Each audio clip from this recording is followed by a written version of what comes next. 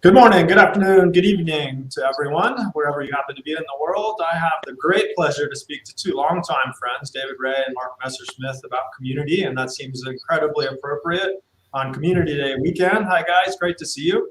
All of us coming from three different geographic locations.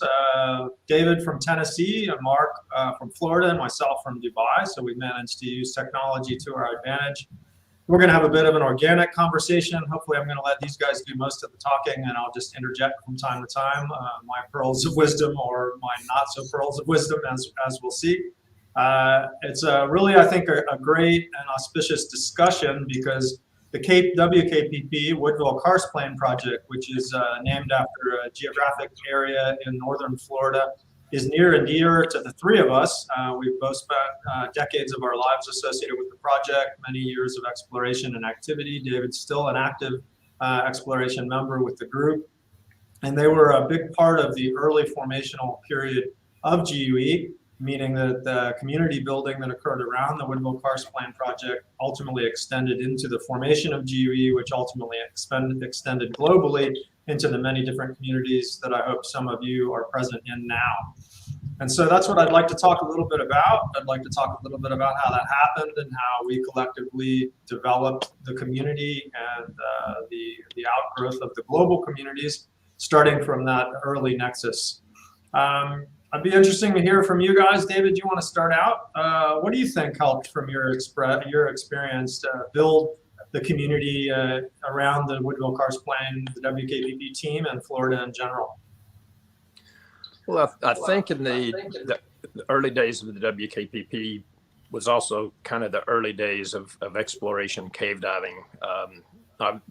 We had Sheck Exley and we had Wes and Bill Main and other guys that had been doing stuff, but we didn't really have any organized groups that were exploring. So when the WKPP actually came together as an organized group of more than 2 or 3 people, it was also simultaneously when the internet got popular.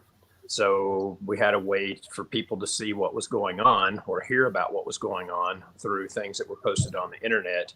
And it got a lot of people excited about the fact that, hey, here's these guys down in Florida doing some really extreme exposures, going deeper and longer than really anybody ever did, other than like commercial divers or military divers. It's pretty revolutionary. It had been going on and cave divers knew about it, but it was usually a handful of guys and lots of times solo divers, like in the case of Sheck and some of the others. So here all of a sudden was a group planning, organizing, and conducting extreme dives at extreme depths. And I think that along with the internet's what got its original attention.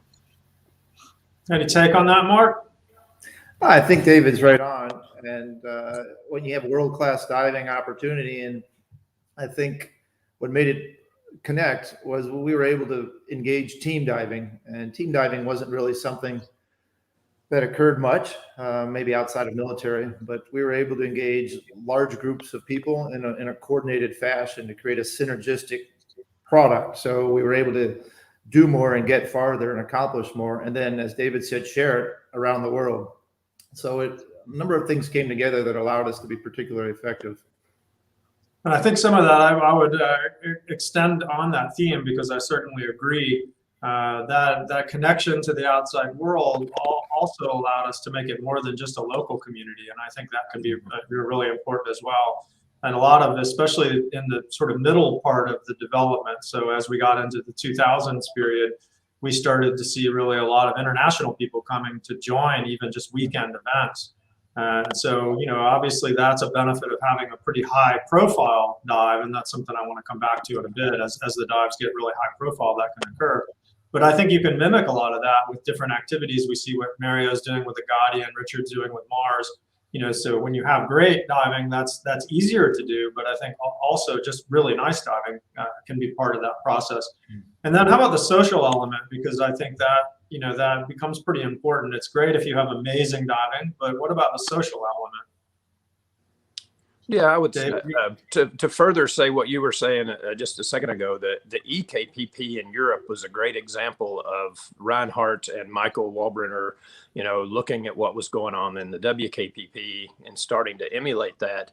And those guys were pretty amazing at having social events and doing everything from Christmas parties to, practice sessions to everything. And in the WKPP, we did the same thing as well, as far as we always had kind of at the end of every event, to this day, at the end of every event, there's still a nice dinner that we go to and everybody has some social time together. And, we always laugh and joke about the things that we should have done better and that we're going to do better next time, or that we really did bad and we're going to do better next time. And we had that ability to get together not only before the dive and during the dive, but then after it's over and it's successful and exciting, we would go and have dinner. And then we actually do nowadays, we do more than we ever have as far as a social event, in that we actually have a meeting virtually every month. And it's been difficult because we've had such rain and weather that's affected our ability to explore. But we've tried really hard and of course COVID, but we've tried really hard to keep a regular, steady meeting. And if we can't go diving, then we try to get together and do things like first aid, CPR, talk about survey, talk about radio locators, talk about photography or videography or something like this. So we're trying to stay active and keep people sharp and keep people excited. And I think the groups that emulated the WKPP did the same thing. They tried to keep their guys together, tried to keep them sharp. When I say guys and gals, but they tried to keep their team members excited. And people have a lot of opportunities to do a lot of things. If you kind of wait until you only have perfect conditions, then you'll lose a lot of momentum, because you'll lose a lot of your participants. So keeping people getting together, period, is really important.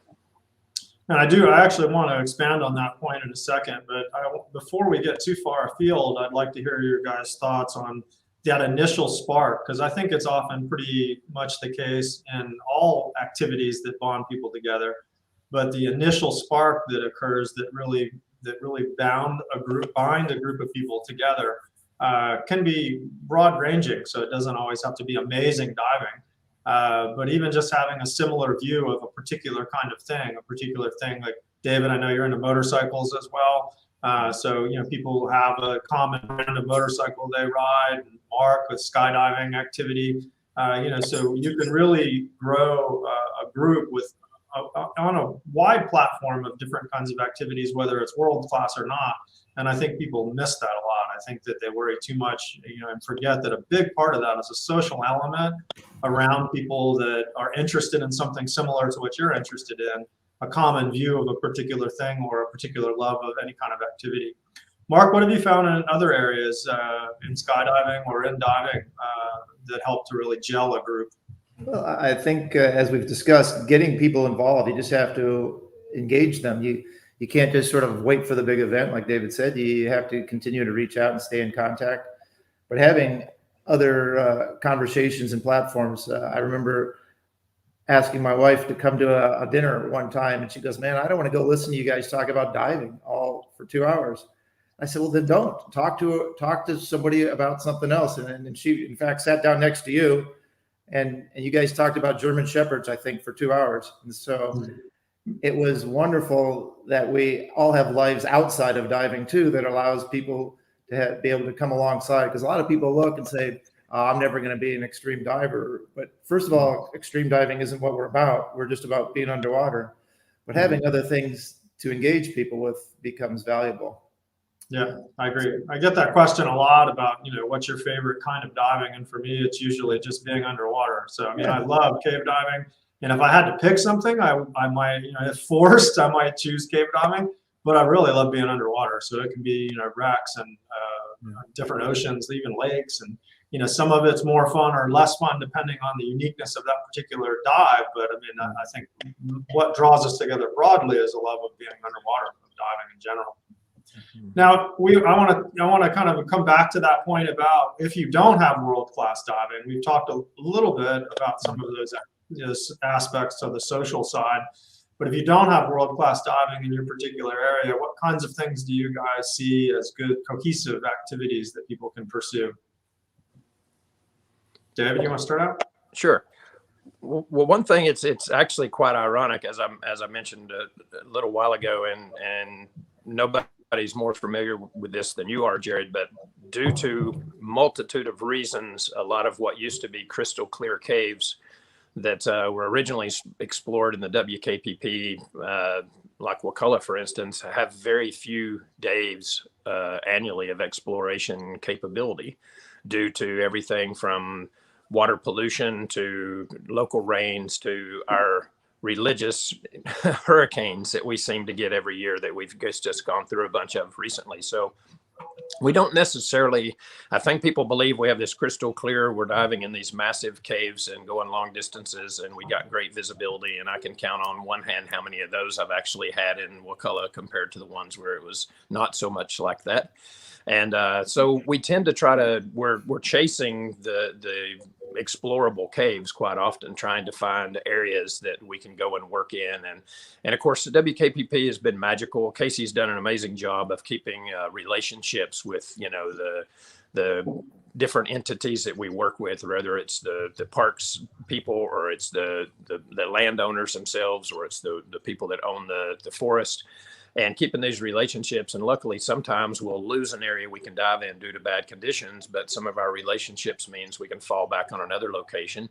And when that doesn't happen, we actually start saying, hey, we need to go to Mexico. And that sounds crazy, but the team will say, we have to stay sharp. We need to stay practicing. We have to keep our passion up. And we need to go to Mexico. So we'll put together a project for Mexico.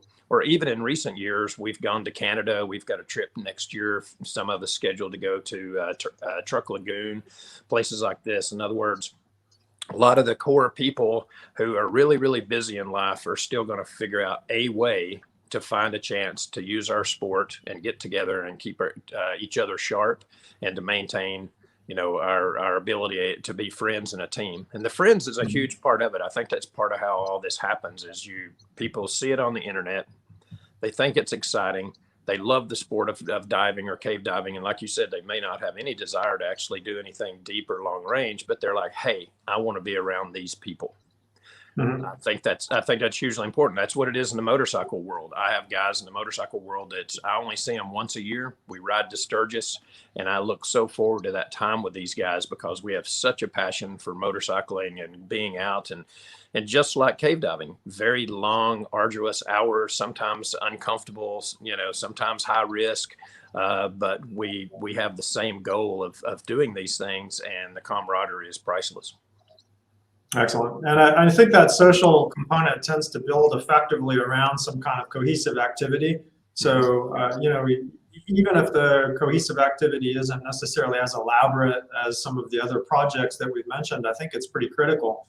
And this is one of the big advantages to something like Project Baseline or almost any kind of project, be it, you know, an environmental cleanup or long-term monitoring or photogrammetry, or any of these activities. I think there's a natural social component of people working together to accomplish a goal that really allows people to forge those relationships and become comfortable with each other and really enjoy the bonding experience. So people out there that don't have something fascinating and amazing, don't let that discourage you, because I think really almost anything still brings in that cohesive social component towards a longer term project completion. It's one of the things that we want to do better as an organization, is to try to help roll out opportunities for that. We're in the process of developing the DREAM initiative, which is designed to build a toolkit for people to develop different kinds of project strategies along the way. So we have a question and a comment, a couple questions, a comment and a comment that came in. David first, Andrew Dow says you have a sweet office. Thank you. It's a combination of a lifetime worth of things like this, adventures. Okay. And then a question about increasing the number of Rec 1 students rather than fundamentals, which I think is a great question. It's been a challenge in some ways, absolutely, and we've tried to really maintain a good balance between having a high standard in the recreational program, which takes more time and therefore, of course, costs more money. So it's not a sort of competitive program from a strictly fiscal sense. But the main strategy and answer to that question really is to just try to build a local base of people offering those programs, because I think that's really critical. I mean, a traveling instructor works really fine for fundamentals, but it doesn't work generally speaking, for a traveling instructor. You really need dive shops and or a local instructor to try to integrate those programs. And that's what we're doing here now. We've recently launched a project here in Dubai, Deep Dive Dubai, where I'm at now. And we'll just put at least one class a month on the schedule. And that's what we're trying to get a lot of our local operations to do, to have fundamentals, Rec 1, Tech 1, kind of regular schedule. David, I know you ran shop for many years, and I'm quite sure that you had a regular schedule set up for both trips and training. And I think that's pretty critical, and that's direction that we're going as well. We got a question about initiatives to investigate other underexplored karst areas like the Great Lakes. I love that. Who wants to take that one on? Mark? Well, you want to spearhead that? You know, as I tell all my cave 1 or 2 students, I said, look, if you have a place local, we would love to help you develop the skill set to explore it. Now, as a cave 1 diver, you're not going to really do any exploration. As a cave 2 diver, you have the ability, and you have some options to do that. You can invite people that have been explorers. Like I'll often raise my hand. Wait a minute, you have virgin caves that you want to explore? I'd be happy to help you.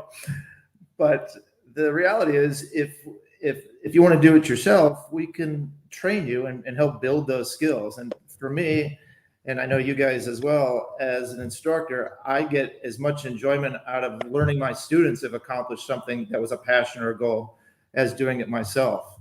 So engaging with other explorers or experienced instructors can get you into these communities, or if you're already there, to help build your local communities. And we've seen people do that around the world. So it's just as much fun for us to develop you as a local leader as for us to come flying in there and help. But both are possible.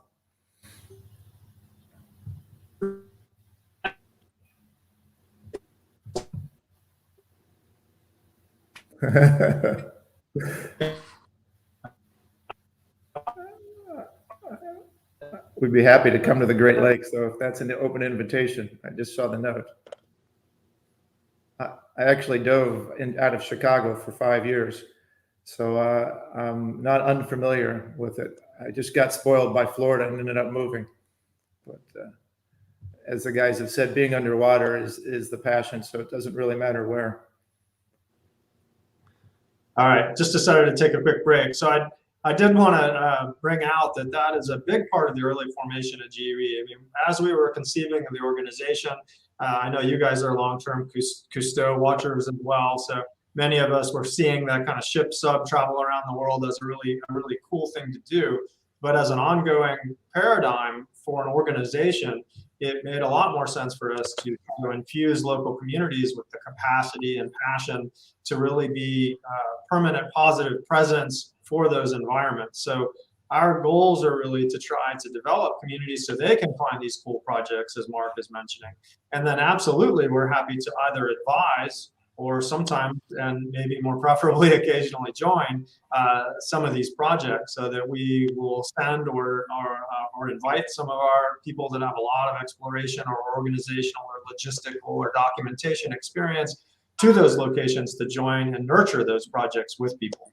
So if you're in one of those local communities and you're not sure how to get started, but you think you might have something pretty interesting, then definitely reach out to us. And we're happy to try to facilitate some of those activities. All right, I wanted to address another aspect here, which is looking how to integrate new members into a community. I think we can start this and grow the concept or the theme. For example, in the early KPP years, when we're trying to integrate people into the WKPP and trying to find a way to do that before GUE standards existed and before we really were training divers, ironically, one of the things that led to GUE. But David, why don't you talk a little bit about that, because you can talk about it both from early years and also even modern day. So the difficulty of trying to integrate a non-GUE diver or someone that you don't know their training background into something more sophisticated like cave exploration. Okay, let me hit on one thing you said, and then I'll talk about it from a KPP standpoint. on a regular basis, working for Scuba Pro, my whole life is diving, and I talk to people who, aren't necessarily that familiar with GUE, or they know GUE, but they haven't really researched it. And one of the things I've always said that's unique to GUE is the fact that for the first time in the history of scuba, which I think is such a tragedy, but for the first time in the history of scuba, because of GUE, we actually have people that go diving to try to be a better diver. That's never been instilled in scuba in the past. In other words, teaching for PADI and NAUI and INT and all these agencies in the past, we didn't really teach people learn how to dive and then go practice what you learned. You got certified, it's good forever, and you just went and jumped in the water and looked at pretty fish. So I think, the communities I've seen within GUE have already started and continued to grow because people had the desire to get together to hone their craft, which is, you can think of any other sport you can name: badminton, golf, tennis, pool, football, baseball, anything. Everybody always is going to try to get better and better and better. So we don't want to step away from that. And the fact that that's such a huge foundation builder for GUE is for people to get together to practice their skills and get to be a better diver. And that also, a lot of that came from people wanting to make sure in the early days of GUE with a high failure rate, especially before we came out with fundamentals, people went and practiced because they wanted to pass. People still practice between classes because they want to be as successful as possible in the next class. So to the WKPP part of the question, in the early days, we basically took anybody we could get. And that's just the honest side of it. We had a lot of bottles. We had big old heavy Gavin scooters. We had a whole lot of equipment that needed to get from the parking lot to the water, from the water to the habitats and back out and following divers down. So we took basically everybody we could get just to have enough people so we didn't absolutely wear out and exhaust the few people that we could count on all the time. So we had guys on the team try to recruit more people, talk to your friends, try to get more divers. And that's how it started out. Luckily, because GUE was formed, and as Jarrod said, on the back of the WKPP, really, we had, for the first time, people that were trying to show up and be part of something that's ironically had some pretty hard, fast rules. The gases you'll breathe, the configuration you'll wear, the buddy team system instead of solo diving. In other words, WKPP had all of this in some of the earlier days, not from the very beginning, but evolved to this. And then GUE created a program for people to learn to dive this way. And we didn't make any compromise. And a lot of people are attracted to that. It's like being in the military. Most people don't like getting yelled at and told what to do and get up at 5 o'clock in the morning and start your PT. But those that are attracted to that have a career out of the military. And thank goodness we have all these people that are attracted to that. So we drew a lot of people in due to the discipline and due to the fact that it didn't just let you do whatever. Ironically, today, we actually probably have less people getting into the WKPP that aren't GUE trained than we've ever had. In other words, we went from having taken kind of anybody to GUE being formed and us getting a new gene pool to be able to draw really squared away divers that already were taught the core values of the WKPP. To then we also started trying to bring in people that weren't WKPP because we still always need more people, but it's turned around and it's almost like the guys who stay involved in the WKPP are the ones that are GUE trained. I'm talking in recent years. Obviously, some of the main hardcore, longest senior divers were diving with the KPP way before there was a GUE, and they're still with us. But the guys who've been coming on in the last 10 years or so, they're pretty much GUE trained. And the guys who come on that aren't necessarily GUE trained, for some reason, I don't know if it's aren't attracted to that discipline and those type of things or what, but it is the GUE mindset that kind of has people staying with the team the longest. Mark, what about just broadly speaking, either from WKPP perspective or generally thinking about GUE communities that you've been aware of and how they might integrate non-GUE people into their community in an effective, safe, and mutually useful way? I think it's super important for if we want to continue to grow diving. And like David, I have a job that has me interacting with a lot of people that aren't GUE as well. As a halcyon guy, it may shock people, but we actually sell product outside of the GUE community in a pretty big way. So we're often engaging with folks. And as I always explain to them, I says, it doesn't have to be the GUE way. What I'm looking for is passion and excellence. So I want people to be safe so they can continue to dive. And so if somebody wants to join a project and they're not GUE trained, I said, that's fine. Let's find out what skill sets you do have, what training you do have. And then we can bring you alongside maybe a senior person, a mentor person who can sort of have an arm over your shoulder, keeping an eye on and making sure that not only are you safe, but you start to understand the culture and the methodologies that we as GUE have found successful. So I love to have the door open to non-GUE players. And while I'd love everybody to become a GUE diver, I realize it's just not going to happen. But I don't want that to preclude them from being involved with very high quality, safe diving. And I think that could be done if thoughtfully and intentionally led by leaders that say, sure, come on board. Here's what we're expecting of you. Here's standard gases, and here's the kind of expectations. And here's a guy or a girl that will walk alongside you until you get up to speed to decide what you really want to do. That works. It's been done in a lot of places. Okay, excellent. And I have some points there, but I do want to call out this GUE mug that I'm getting comments on. I'm not sure if it's actually still in the store or if that's Kyle out there at Extreme Exposure, but I am noticing that we have an open invitation to the Great Lakes now. So Mark, David, it appears that we're wide open and ready to go. So we just need a little basic information, and we'll have to check. I think this is still in the GUE store. If I would think about a little bit of a GUE community, I would say, echoing a little bit on what David and Mark are both saying, I think there needs to be a bit of an opportunity for progressive development. So we should absolutely be as open as we can manage in terms of practicality and safety. So with a community, an ideal opportunity is to provide a number of inroads for people who are not GUE trained. That can be part of social occurrences, can be part of some diving activities, as long as there's no real risk. Of course, as it gets deeper or more complex and requires more logistical considerations, then it becomes more and more difficult. This is one thing that the group at Zero Gravity have been able to do, not necessarily with respect to GUE training, but also with respect to that, because they have shallower caves and they have a lot of stuff going on in a diversity of areas. Whereas in the WKPP, we always had a lot of trouble with that because the dives got serious pretty quick. So there weren't a whole lot of opportunities for people to dive at a sort of casual level. In those circumstances, though, there were a lot of opportunities for support divers and support personnel who performed critical functions, as critical as any of the rest of us, I would say. And I would encourage all of you to try to make those opportunities available to both GUE and non-GUE divers of certification levels that don't allow them to get engaged in the broader activity. And for those of you who are considering that, to join those projects, you can get a ton of fun and interesting and engaging and educational opportunities by joining, let's say, an Agati project and being on the surface and just watching how things operate and how things go. I would say all your local communities, you should really work to try to develop projects, be they cleanups or socials, that really open the door to a wide diversity of people and experience bases. Okay, so what about managing a group?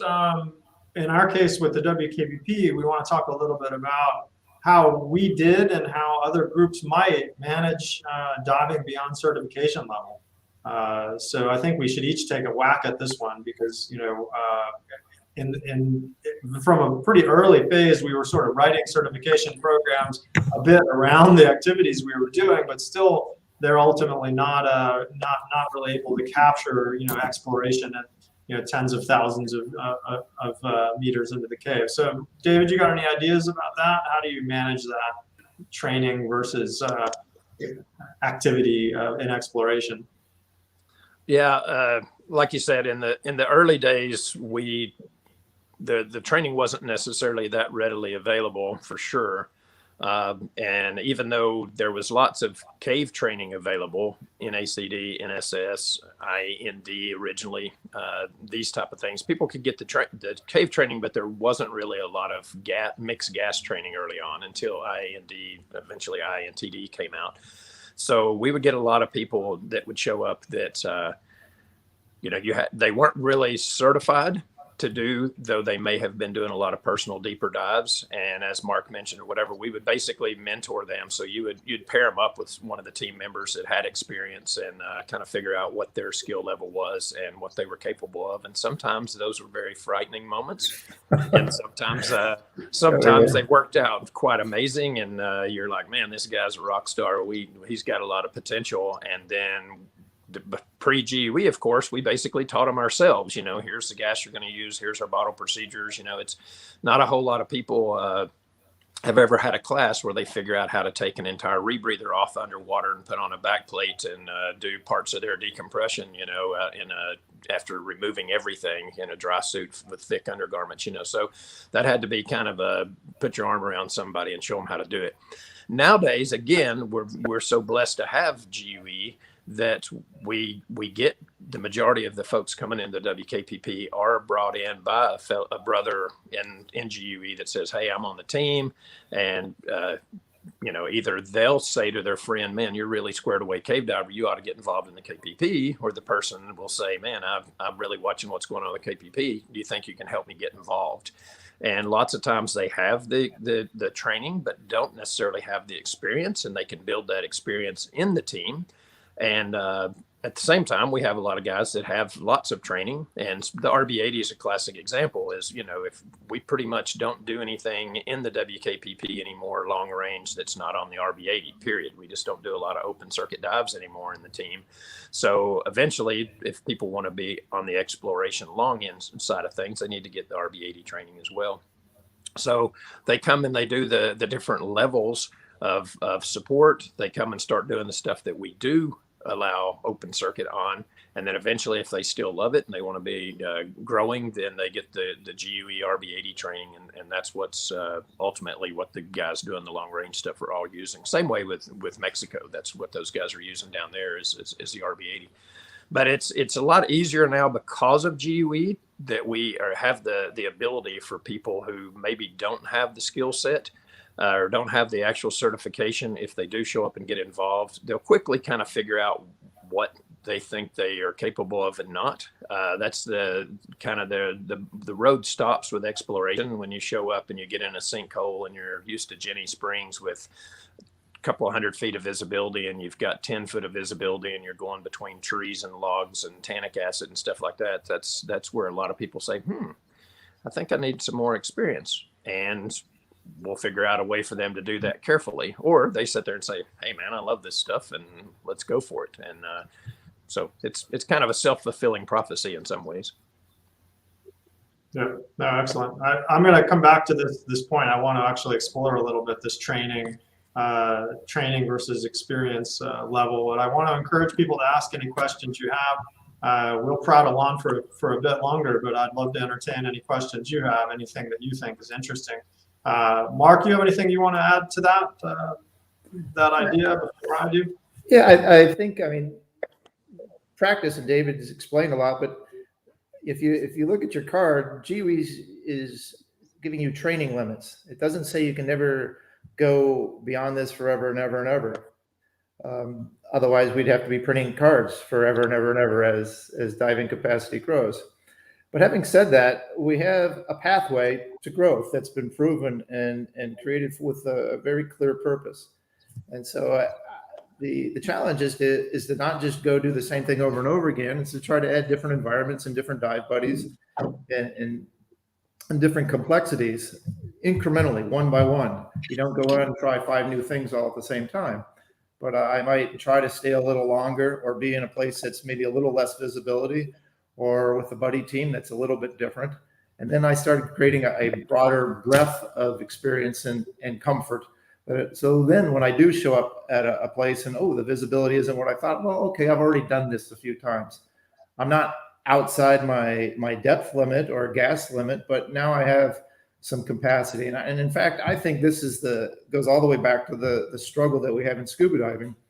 And so many people are trained at such a low level that when they get into the ocean for the first time and a wave hits them, their mask starts to leak or their rental PCD isn't comfortable, they don't have enough experience and capacity to overcome that little problem. And so they don't like scuba diving, and then they leave scuba diving.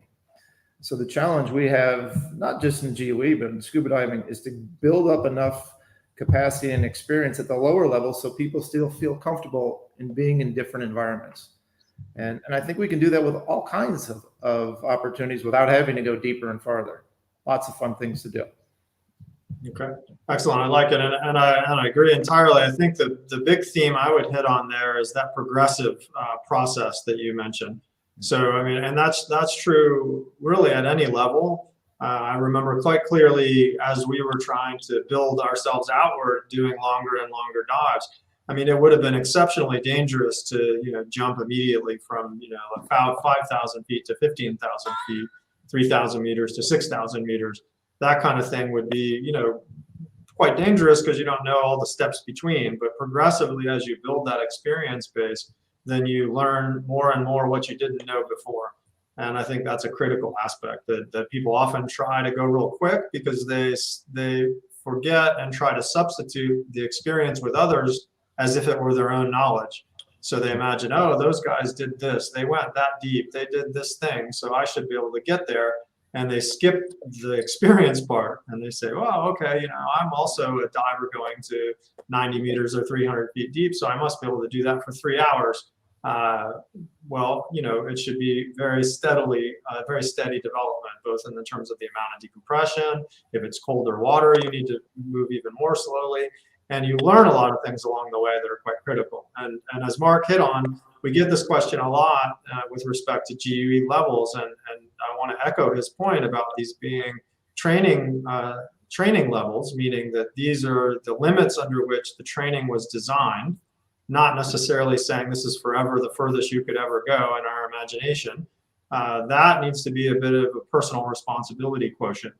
But I want to turn back over to my longtime my friend David here to tell me, where is that line? How do we figure that out? So I think we all know if I'm a Cave 1 diver and then I try to do like Cave 2 dives without Cave 2, that seems pretty clear.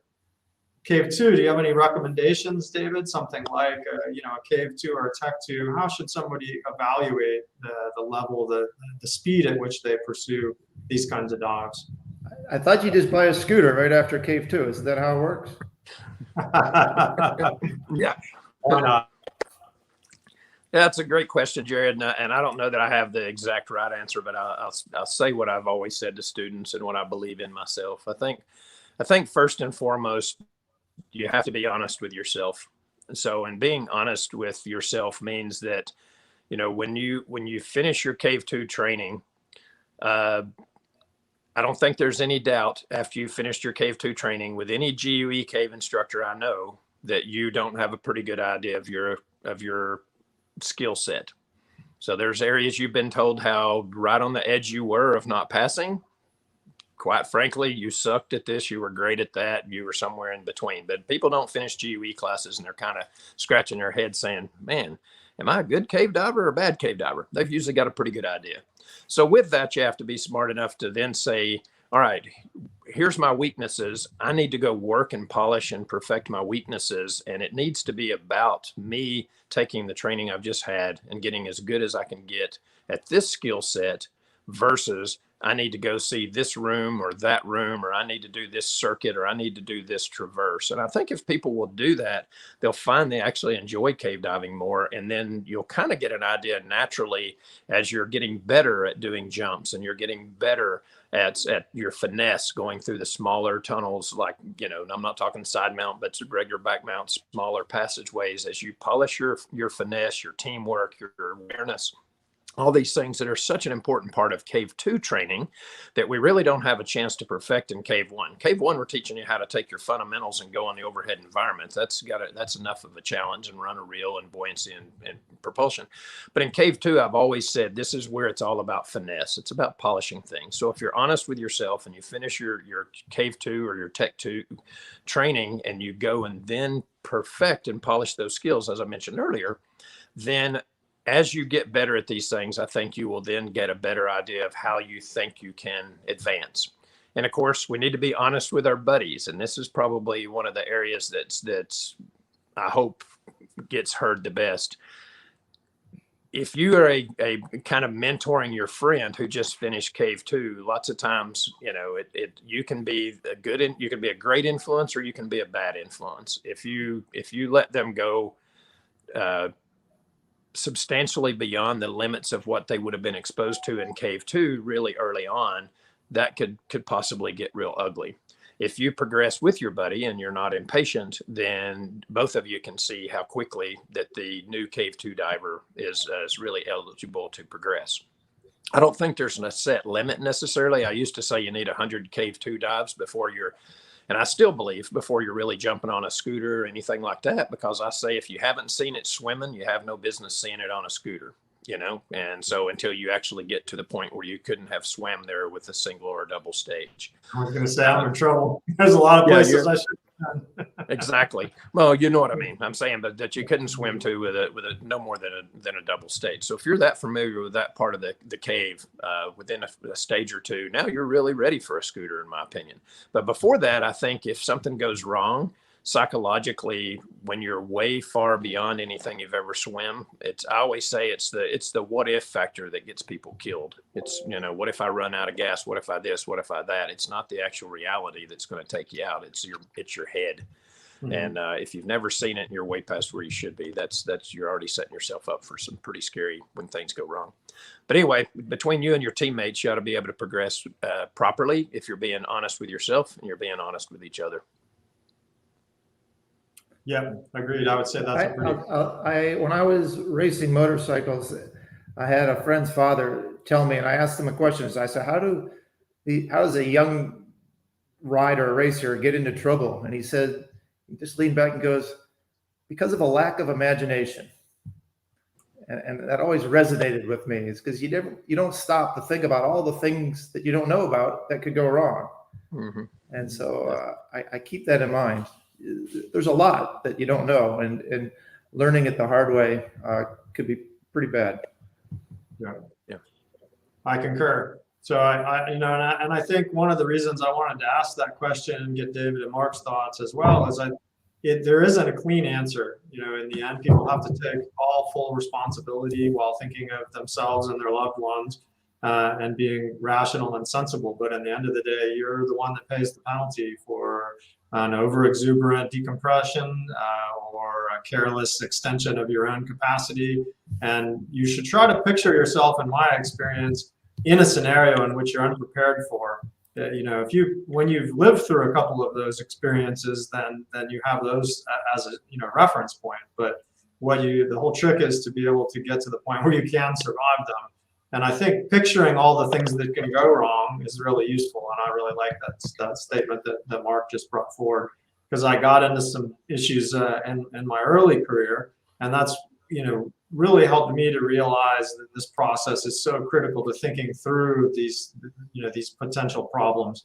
I didn't really have any idea what I was getting into. And all of the most dangerous diving that I would say that I did happened in the first third of my exploration career. And after that, I would say, even though the dives were orders of magnitude greater and more complicated, I never found they were nearly as dangerous as dives that were a fraction of the complexity, because I knew what I was doing by then. Doesn't mean they weren't dangerous. Didn't mean that I couldn't have gotten hurt. But that learning in the beginning phase, when you feel like you're just anxious to skip all the learning part, I discourage that pretty strongly. All right, well, let's see. We have a question about nitrox. I think we have some complexities to give you a quick and easy path. The question is really ultimately, how can a fundamental student who's finished part one practice with nitrox? There are a few off-brand answers I suppose I could give. I mean, there's some quick. I agree that I think we need to deal with this in a simple and streamlined way, since most of us see nitrox as just pretty much more or less like air, with just a few additional precautions. At the moment, of course, there's Rec 2. I don't have a clean answer for you. How about you guys? David, Mark, got a clean answer? Not a clean answer. I also have workarounds. It's a great question, actually. So yeah, that's a good question. I like that people can put us on the spot, and I I can't wiggle my way out easily. So this is good. Go ahead, Mark. Sorry. Yeah, no, there's nothing clean. This would be a catalyst to compel my training to finish the fundamentals and get the nitrox. Yeah, there you go. That's the cleanest answer. That is the best answer. Yep. All right. If we're all voting, we would definitely say that's the answer. Safer than bowling? Yes, absolutely. All right. I don't really have a whole lot in the way of questions. Mark, David, anything that you have in mind that you'd like to say to our folks out there? Share your most energizing or frightening community experience? I would say that it doesn't happen sitting at home, right? You have to get in the game and do stuff. And while we've had a lot of successes, we've learned a lot of things along the way, some of which were a bit hard. But as we learned some of the hard lessons, we kept challenging ourselves. Well, how do we not do that again? And we'd have training days. I remember days where the three of us would be the instructor for the day for the entire KPP. Super talented divers, but with some significant disconnects here and there, and we'd discover some things. So, but you can't do that at home or saying, "Hey, are you good?" Oh yeah, you had to actually get in the water with people, and we did it in a fun and enjoyable way. But you had to be in the water and you had to be doing the diving, and that's how you learn, and that's how you build the relationships, and then that's how you improve. There's just nothing that's going to beat getting in the water and spending time together. Yeah, and I think also if you look at if you have a desire to build an exploration community in your area, first I would say if you have that passion personally and you've never actually been in an exploration group, I would recommend you go get involved with one that's going on. We have the new magazine, we have the annual reports, we have all kinds of ways to find out what all's going on in the world. But if you become part of one of those, that will, when you go and experience that will help you build yours in your own community. And at the same time, you'll get a lot of takeaways of things that may or may not work for your community, but it's still information. Being a part of it is priceless. I mean, I can honestly say of all the diving I've ever done, and like Jarrod said a while ago, it's without question. If I never get in the ocean again, if I never see a shipwreck again, but when I stop cave diving, it's kind of going to be when I'm done diving. You know, that's my passion. Cave exploration is my passion. But as much or more than all of that, it's the camaraderie and the friendships I've built. I mean, people always say all the time, do you have 5 good friends? Do you have 10 good friends? I've been so blessed. I have so many amazing friends from all over this globe that I met because of exploration and because of being involved in GUE. And to me, that's priceless. So if you have a desire to have an awesome community, it starts with surrounding yourself with people that you like, that have a common passion, and then just having the courage to say, hey, we're going to start getting together. And even if it's just we got a motorcycle group. I digress for a moment, but we have a little famous motorcycle ride called the Tail of the Dragon that's 15 minutes from my house. And there's a group that shows up at Dill's Gap every Sunday morning just to sit and watch the MotoGP on TV and have breakfast together.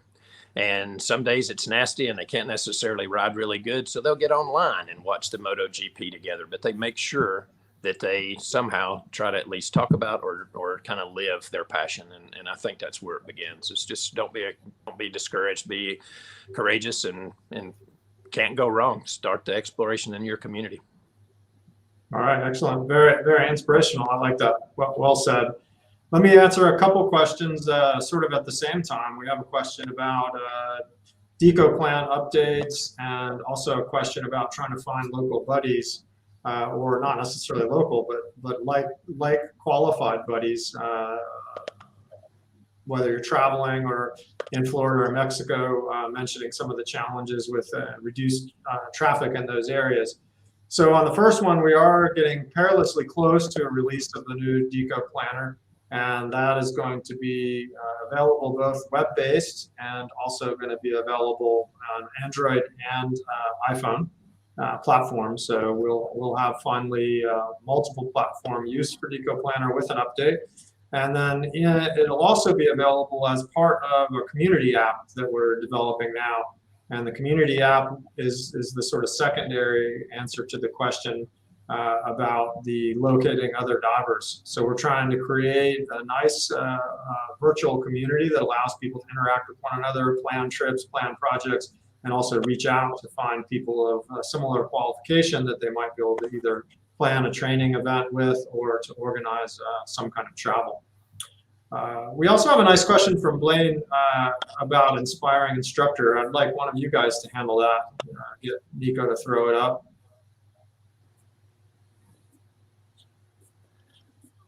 So it relates back to Dorota's question about where's the edge of gaining experience and exceeding capacity? Is that? Yeah, yes, exactly. As far as I understand, just challenges you faced and how you address them.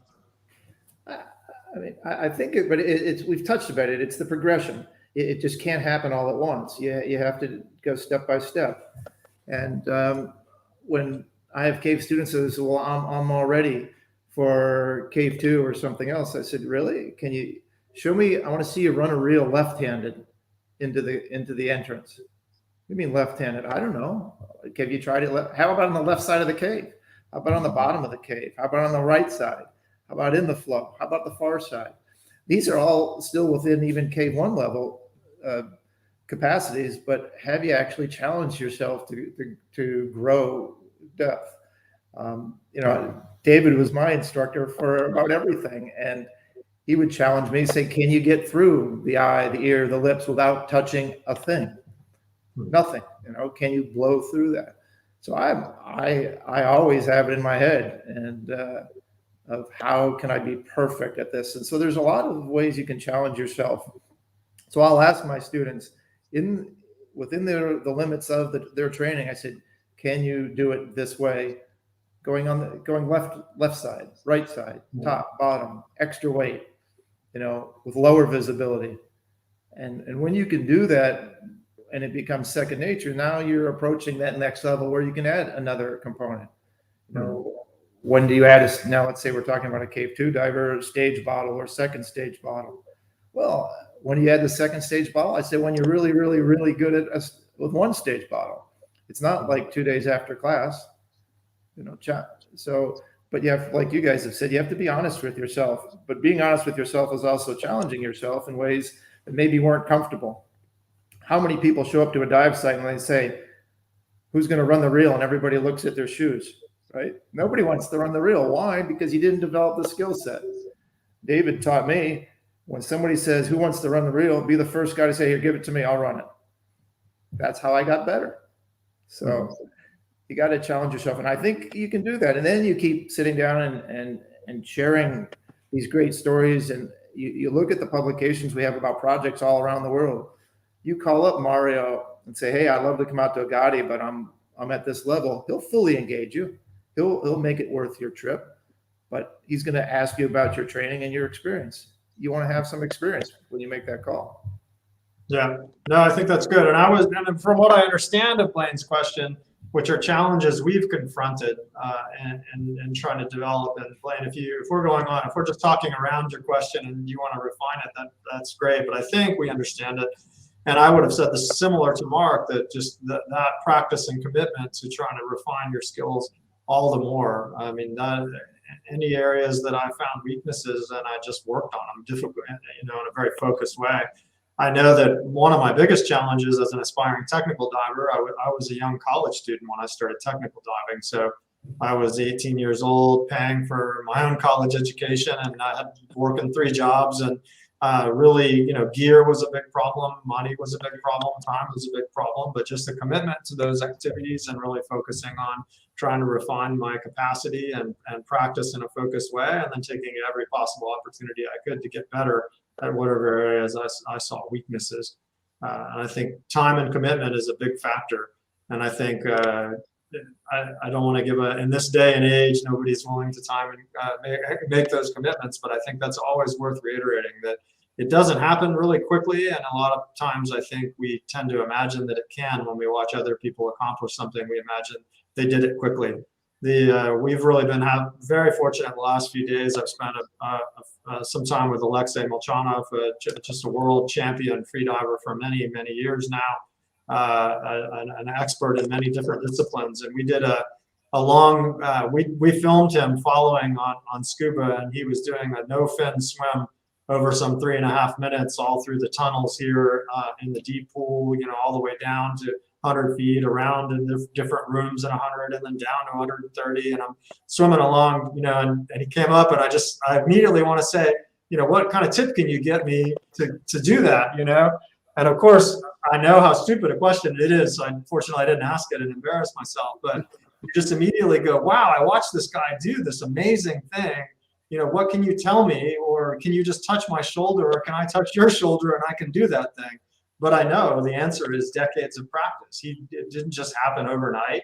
Every little thing that he does is a little teeny nuance that has, probably hundreds of hours of practice and commitment in order to develop everything from the flexibility, to the techniques he uses along the way. And in our sport, those things are also true, sometimes less obvious to people, because you can often pretend your way through some pretty significant stuff with a rebreather and a scooter.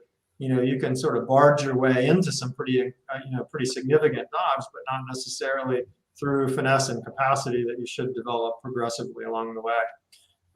So practice, time, and patience. And I think Jarrod has made a comment here about people not used to honest feedback. That's important across the spectrum, really, for all of us. And that's what we've tried to do here with GUE, and we encourage you guys as community leaders to do the same. And really be kind but genuine and honest with people, so that when you work together as groups, try to help them develop and be honest and provide them the kind of feedback that they need. We got a question from Marcus as well. Hey, Marcus, good to hear from you. And we're talking here about ensuring that newer members of the community see exploration as achievable and they remain engaged. And either of you guys want to take that one? No? Yeah, actually, I wanted to add to what you said a minute ago, which hopefully will help answer this with Marcus. Mark's mentioned some things he's learned from me, and of course, I've learned countless amounts of stuff from both of you gentlemen over the years, priceless information. But one of the things that Mark said to me years ago that has resonated, and I have plagiarized this many times, and said, have you done 5,000 dives or one dive 5,000 times? And I think in our industry, we have and I think the earlier question, the word instructor was in there, the one we were trying to make sure we answered correctly.